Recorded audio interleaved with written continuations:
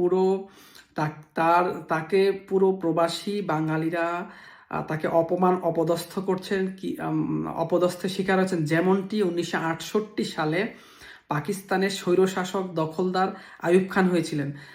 বঙ্গবন্ধু, জাতির পিতা বঙ্গবন্ধু যখন 6 দফা বাঙালির মুক্তি সনদ, স্বাধীনতা স্বাধিকারের আন্দোলনের জন্য 6 দফা দিয়েছিলেন, তারপর বঙ্গবন্ধুকে গ্রেপ্তার করা হয়েছিল।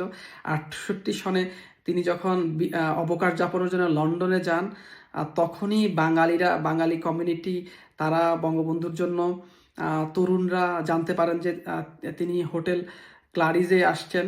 তারপর সেখানে তারা হোটেল ঘেরাও করেন এবং বঙ্গবন্ধুর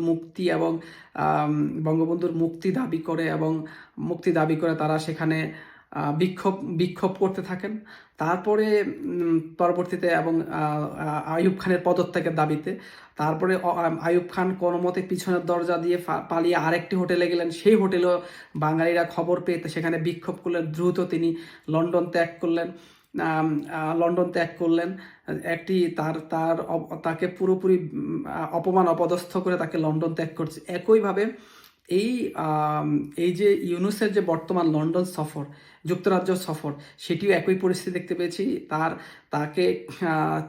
তারা যেরকম জাতির পিতা বঙ্গবন্ধু কন্যাকে দেশে ডাস্টবিনের মধ্যে ছবি দিয়ে যেভাবে অপমান অপদস্থ করেছিল বিভিন্ন জায়গায়, একইভাবে বাঙালিরা তাকে জুতা দেখিয়েছে এবং বিভিন্ন রোড শো করেছে। রোড শোর মধ্যে ডিজিটাল ডিসপ্লে করে অবৈধ ইউনূসের সকল অবৈধ কর্মকাণ্ড, হত্যা, খুন, মানবাধিকার লঙ্ঘন, বাংলাদেশকে একটি জঙ্গিবাদী রাষ্ট্রে পরিণত করা সব ডিসপ্লে করেছেন এবং ডাস্টবিনের মধ্যে শফিকের ছবি এবং ইউনূসের ছবি দিয়ে অপমান অপদস্থ করেছেন।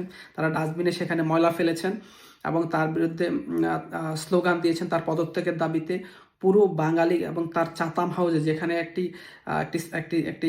সেখানে একটি সেমিনার হয়েছে, যেখানে ইউনূসের হোটেলের সামনে যেখানে ইউনূস গিয়েছে সেখানে বাঙালি কমিটি তাকে রুখে দিয়েছে।